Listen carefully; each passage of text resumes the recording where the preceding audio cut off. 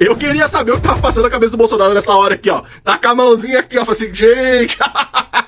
O relator, o senhor Ramagem afirma que escrevia os arquivos apenas para efeitos próprios, privados. Mas no documento PR Presidente, ele escreve: parabéns, presidente. Isso era, mais uma vez, eu gostaria de saber se o senhor Ramagem mantém a assertiva de que parabenizar o presidente da República seria apenas para organizar as próprias ideias. Eu poderia responder, por favor? Sim, eu mantenho sim. É uma forma de eu me lembrar o que poderia falar com o presidente da República, porque essas questões não eram assim. Como eu coloquei no interrogatório da PF, não estou alterando nada do que eu coloquei no interrogatório da PF, estão sendo pensados, né, aqui, o que é interessante, a acusação, 5, 10, de diversos comentários, anotações minhas, privadas. Eu anotava para um determinado momento ver, tá concatenado, a forma que eu poderia falar. Isso não quer dizer que eu passei ao presidente totalidade ou parcialidade do que está escrito aqui, ou porque quando eu estava com o presidente, com outras pessoas, o assunto não entrou, não fui indagado, ou a minha opinião, ou passou a opinião. Isso não quer dizer que eu, primeiro, que eu enviei, não, e nem que eu passei e falei com o presidente. Senhor ministro relator, no mesmo documento PR Presidente consta a seguinte passagem: qualquer indicativo de harmonia vindo deles, a referência é ao Supremo Tribunal Federal, será sempre falsa ou condicionada. Tem que concentrar em enfrentamento velado e planejado contra eles. E aí vem a frase: estou à disposição para qualquer ajuda. Novamente, a minha pergunta é se se colocar à disposição do presidente da República foi apenas para arquivo pessoal, foi apenas para organizar as próprias ideias. Sim, é a maneira, eu faço em primeira pessoa, de uma maneira de escrita rápida do que eu estou pensando. Isso não quer dizer que eu fui ao presidente e nessas palavras eu passei essa informação. Eu não tenho como dizer essa informação, eu passei o que eu escrevi. Com toda certeza, não foi exatamente o que eu escrevi, ou eu não passei nada, não tem como dizer. São, como eu falei, são 2 arquivos DocX, que não tem formatação, não tem destinatário, não saiu do meu computador. Quando eu estava no computador, era o DocX, no celular é esse Notas, aqui esse é do Notas. São anotações em forma realmente de conversas, mas que não quer dizer que eu falei exatamente aquilo com o presidente, ou se falei algo daquele assunto com o presidente. Senhor ministro relator, eu gostaria de ouvir também do réu alguma palavra sobre uma circunstância que chamou a atenção. O ex-ministro Augusto Heleno tinha documentos em que essas ideias privadas do senhor Ramagem estavam reproduzidas nesse mesmo documento. A minha pergunta é se ele dividia essas ideias ou se houve um compartilhamento dessas ideias com o general Augusto Heleno. Por favor. Uhum. Isso aqui eu vi como a Polícia Federal veio para a denúncia, demonstrando um alinhamento de minha parte com o general Heleno. É lógico que nós trabalhávamos juntos, a confiança e a credibilidade cresceu entre nós. O Leopoldo é um grande amigo e a admiração que eu tenho. E essa é uma questão sobre a AGU, porque eu vi nas anotações que estão aqui no relatório, na denúncia do general Heleno, que ele demonstra aqui uma questão de acesso à AGU. Mas nós não combinamos, como eu coloquei, havia uma insatisfação com decisões do STF. A minha solução era a AGU, pela questão técnica. Parece que o general Heleno também, mas por outra via, pelo MJ, ele coloca aqui. A forma de execução diferente da minha, eu acredito que seja pelo descontentamento. Essa ideia deveria estar circulando de usar um órgão institucional da AGU e nada mais além disso. Dentre todas as anotações do general Heleno, o que a gente vê são muito mais lembretes e ideias também, que eu não participei de nenhuma. Não tem as datas, que são anotações numa agenda. Dentre elas foi ressaltado aqui diversos pontos: processo eleitoral, legislativo e judiciário. Ramagem é um tópico, é algo que ele tinha que falar comigo. Tinha combate ao crime organizado no Rio de Janeiro, em São Paulo, na Amazônia e no Nordeste. Dentre esses tópicos, eu não estou aqui com procuração para falar do general Heleno, estou fazendo uma análise do que eu vi. Dentre esses tópicos que estão aqui, da indicação do general Heleno, os tópicos inicial, tópico 2, da anotação do general Heleno: jogar dentro das 4 linhas. Jogar dentro das 4 linhas está atinente à lei, à legalidade. Eu tenho certeza que ele sempre pensou a especulação minha dessa forma. Tenho uma última pergunta, senhor ministro relator. Se o senhor Ramagem, depois de ter organizado as ideias nesses documentos, se de alguma forma, em algum momento, ele se lembra de ter partilhado o conteúdo desses documentos com o presidente da República ou com algum outro integrante do governo. Eu vou retornar o que está muito claro aqui. São dois apenas DocX. Um deles criação e o último acesso dele em março de 2021, ou seja, não há uma vinculação aqui, no meu entender, com o que está sendo apurado. E o outro, de 10/7 de 2021 a 27/7 de 2021. Sempre no contexto da votação da Câmara. Como eu coloquei para os senhores, eu não falei mais de urna eletrônica depois da votação da Câmara. Não tem, o meu computador foi até meu trabalho como deputado federal, não tem nenhuma anotação nesse sentido. Aqui era uma vontade política de se ganhar aquela votação, foi respeitada essa vontade política. Então, aqui só há vínculo com esse período. Todo esse período de julho de 2021 apenas, nada posteriormente. E todas as outras anotações, como eu esclareci aqui, dentro da legalidade, opiniões de um documento, DocX, e de notas, que não tem o encaminhamento. Por quê? Porque eu escrevi em primeira pessoa para levar. Isso não quer dizer que eu passei, que eu conversei, e na integralidade, na totalidade, parcial ou da maneira como estava escrito ali. Realmente eu escrevo numa forma de diálogo. Tanto é assim que eu demonstrei para os senhores que a Polícia Federal pegou uma mensagem minha.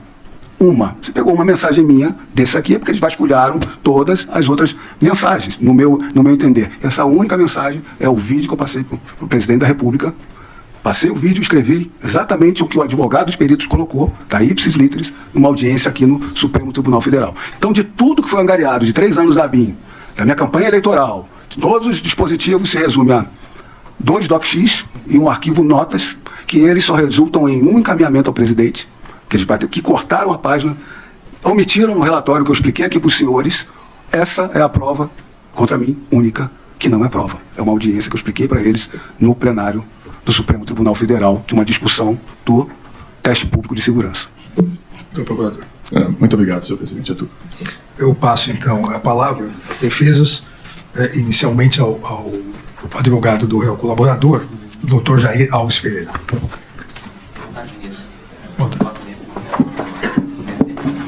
Agradeço, doutor Jair. Passo a palavra ao doutor Paulo Renato Garcia Sintra Pinto, advogado do réu Alexandre Ramagem. Boa noite, excelência. Eu gostaria de saber, indagar ao meu cliente, esse contexto posterior à sua saída do governo federal em março de 2022. Né? Segundo a narrativa que consta da denúncia apresentada pelo doutor Procurador-Geral da República, ao que parece ali em torno de julho de 2022, há um claro recrudescimento dos fatos, no que se refere à tentativa de abolição do Estado Democrático de Direito, golpe de Estado, etc. Eu gostaria que o senhor narrasse como foi a sua vida profissional, a sua vida pessoal, a partir de sua saída do governo federal em março de 22. E aí são duas questões, dois marcos. O primeiro, evidentemente, mais uma questão de confirmação, imaginando que o senhor tenha se dedicado integralmente à sua campanha eleitoral, pré-campanha, tanto que obteve êxito nas urnas naquelas eleições de 2022. E após outubro de 22, como foram os seus meses, assim, sua perspectiva pessoal e profissional, sobretudo em novembro e dezembro de 2022? Por favor. Sim, em março de 2022, eu me afastei, fui exonerado em 30 ou 31 de março para concorrer ao pleito eleitoral a deputado federal no Rio de Janeiro. Tirei licença para eleitoral, fiz pré-campanha e campanha. Todos nós sabemos como é árduo, difícil o trabalho numa campanha eleitoral. E eu, que não era muito conhecido, é uma campanha que você tem que realmente se dar à população, viajar, mostrar quem é, mostrar seus propósitos, trabalhar. E, infelizmente, eu fui eleito deputado federal e não fui dos mais votados. O Rio de Janeiro tem 46 deputados, eu fui ali pelo 30 e pouco, mas eu tive a grande vitória de ter votos em todos os municípios do Rio de Janeiro. Isso demonstra um trabalho que foi feito de credibilidade. Eu não tive contato mais com a administração pública, nem de alto nível, nem como servidor público. Eu me dediquei exclusivamente. Não tive contato, não estive em reuniões, não estive em planejamentos, não estive em nenhum desses momentos. Após o pleito eleitoral, para o segundo turno, eu me mantive no Rio de Janeiro. E nas eleições era morte de alguns deputados falar de urnas eletrônicas, não foi o meu, eu não toquei no assunto urnas eletrônicas. E continuei no segundo turno para auxiliar, para dar a minha contribuição ao segundo turno no Rio de Janeiro, ao candidato a presidente, o Jair Messias Bolsonaro. E para mim coube a missão de falar da maior fake news da história do Brasil, que é a tal da minuta de golpe. Tá? Pelo amor de Deus. Tá? O ex-presidente Jair Bolsonaro recebeu e leu esse documento? Sim, senhor. Recebeu e leu. Ele fez algumas alterações no documento? Sim, senhor. Ele, de certa forma, enxugou o documento. Né? Ele enxugou o documento, basicamente retirando as autoridades das prisões. Né? Somente o senhor ficaria como preso. Bolsonaro ficou cerca de 45 minutos preso no banheiro do STF, assistindo vídeo no seu celular. É muito normal que quem vai participar de um julgamento no STF, ou quer seja julgado, ou que seja juiz, que chegue uma hora antes. Com Bolsonaro não foi diferente. Ele e seus advogados chegaram ao STF uma hora antes. Só que aí Mauro Cid começou a chegar também com os advogados. E os outros coronéis também que iam ser julgados. Bolsonaro não se sentiu muita vontade. Levantou e foi ao banheiro. Chegou lá, ele se trancou numa cabine e ficou assistindo o vídeo no seu celular. Ficou uns 45 minutos. Quando estava faltando poucos minutos para começar o julgamento, um dos advogados foi lá chamá-lo. Ele saiu. Perguntaram para ele por que ele demorou tanto no banheiro. Ele falou, ela estava sentado assistindo alguns vídeos. Que tipo de vídeos? Perguntaram. Ele falou, não, vídeos de pessoas aqui de dentro. Ele estava assistindo as redes sociais, as pessoas que estavam lá dentro, para saber o que estava sendo publicado. E ele disse que naquele momento ele não queria aparecer nas redes sociais de ninguém. Por isso ele foi lá pro banheiro, ficou trancado, assistindo as redes sociais das pessoas que estavam lá. Tanto juízes, como também advogados, como pessoas que iriam participar diretamente do julgamento. Quando ele saiu do banheiro, Mauro Cid bateu continência para os dois generais que estavam do lado dele. Só que para ele não bateu. A gente sabe que Mauro Cid é acostumado a fazer isso quando encontra Bolsonaro, quando encontrava Bolsonaro. Só que dessa vez ele não fez, passou direto e se sentou, porque ele foi o primeiro a ser perguntado aí, né, ser julgado como testemunha de acusação de Bolsonaro. Tá difícil a vida do Bolsonaro. Hoje, o Mauro Cid, a principal testemunha do golpe, não teve papa na língua. Falou tudo o que precisava falar. O senhor teve acesso. Sim, senhor, eu vi o documento. E o presidente hoje réu Jair Messias Bolsonaro também teve. Sim, senhor. E Felipe Martins que levou esse documento. E a situação do Bolsonaro ficou muito ruim. Tanto é que ele foi pro banheiro, ficou lá trancado mais de 15 minutos. Fala, Bolsonaro, fala agora tudo que você falava naqueles discursos que você fazia na Avenida Paulista, em Copacabana. Tá na hora de ser valente. Apresenta a tua valentia, Bolsonaro. Ou vai fugir? Conduzir uma nova eleição, baseado numa eleição anulada. Então seria para conduzir uma nova eleição após a eleição já realizada. Sim, senhor. O ex-presidente Jair Bolsonaro recebeu e leu esse documento? Sim, senhor. Recebeu e leu. Ele fez algumas alterações no documento? Sim, senhor. Ele, de certa forma, enxugou o documento. Né? Ele enxugou o documento, basicamente retirando as autoridades das prisões. Né? Somente o senhor ficaria como preso. O resto não... O resto foi concedido no habeas corpus. Bomba urgente. Agora a situação do mito ficou insustentável. Porque Mauro Cid acaba de entregar Bolsonaro no STF. Você não vai acreditar no que ele disse. O ex-ajudante de ordens confessou. Bolsonaro leu, revisou e modificou um documento golpista que previa até a prisão, sabe de quem? Não? Então vê. O ex-presidente Jair Bolsonaro recebeu e leu esse documento? Sim, senhor. Recebeu e leu. Ele fez algumas alterações no documento? Sim, senhor. Ele, de certa forma, enxugou o documento. Né? Ele enxugou o documento, basicamente retirando as autoridades das prisões. Né? Somente o senhor ficaria como preso. O resto não... O resto foi concedido no habeas corpus. Percebeu? Gente, isso aqui não é mais teoria. Isso é confissão. O ajudante de ordens, homem de confiança, braço direito de Bolsonaro, está dizendo com todas as letras que o ex-presidente leu e alterou um documento golpista. E tem mais. Não era só para anular a eleição, não. Era para prender a autoridade. Para cancelar tudo e chamar novas eleições. Do jeitinho que ele queria. E ainda tem gente que diz que tudo isso foi liberdade de expressão. Tá aí. O golpe não era fantasia. Estava no papel. Com revisão do presidente. E agora? Vai sobrar só pro Mauro Cid? Ou a batata do Bolsonaro tá assando de vez? Compartilha esse vídeo. Vai lá. O Brasil precisa saber a verdade. Segue.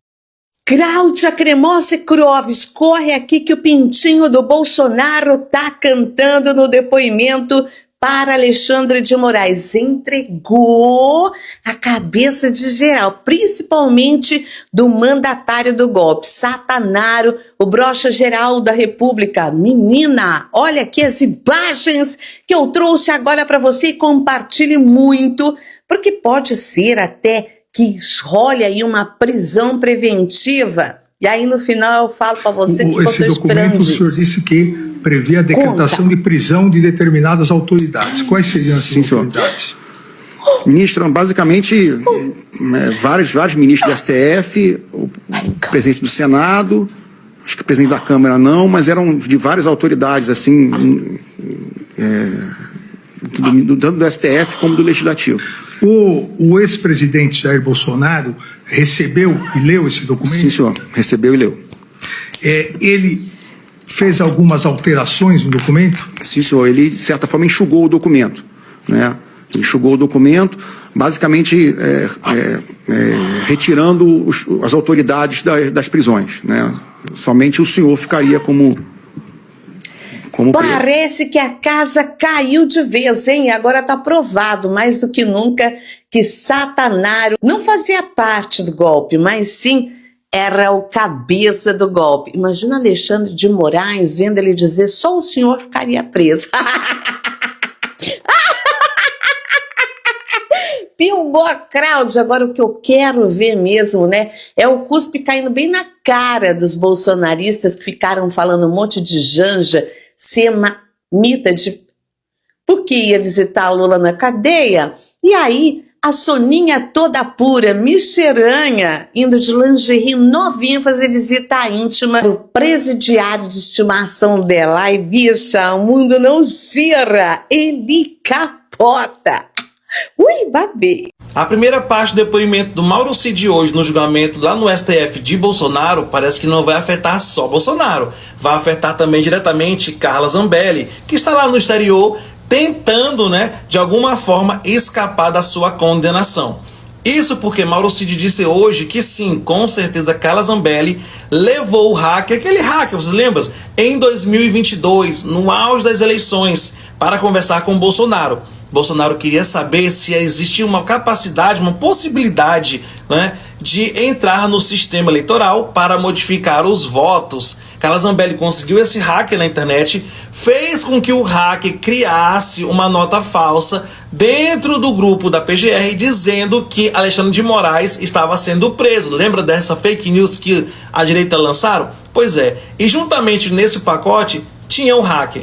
Agora a Carla Zambelli ficou sabendo que isso foi comentado no STF. Ela que está no exterior ficou com muito mais medo. Agora as coisas têm piorado para ela. E toda vez que Mauro Cid abre a boca para dar depoimento, não só atinge Bolsonaro, mas também aquelas pessoas que estão a seu redor. E dessa vez foi Carla Zambelli. E olha que é apenas o primeiro dia, ainda tem mais 2 dias de julgamento. Muita água vai rolar por baixo dessa ponte. Carla Zambelli tá lá, ó, com mais medo do que estava antes de começar o julgamento. No Rio não.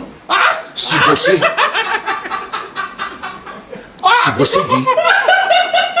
Não. Deixa eu dar notícia. Deu caganeira do mito. Porque Bolsonaro se trancou no banheiro do STF por 10 minutos. A notícia acabou de sair. A minha referência de pesquisa é do site do DCM. Saiu da Gorinha. Eu me lembro quando ele falou: não vou tomar meu celular. Ligou pro filho dele, tomaram meu celular. Vamos à notícia. O ex-presidente Bolsonaro PL protagonizou um momento inusitado antes do seu depoimento sobre a trama golpista no Supremo Tribunal Federal, STF. Nesta terça-feira, que é hoje, dia 9, enquanto o plenário ainda estava vazio, Bolsonaro se trancou por cerca de 10 minutos no banheiro. No Rio não.